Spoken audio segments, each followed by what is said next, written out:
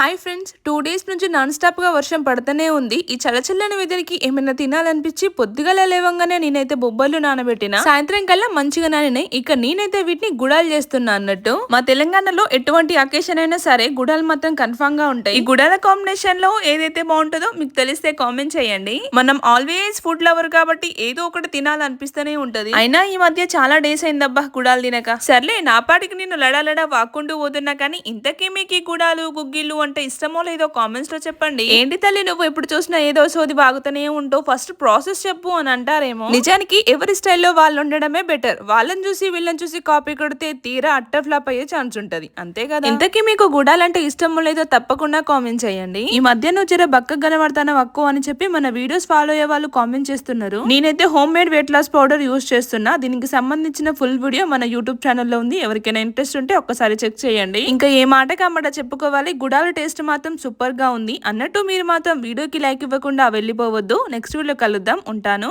Bye.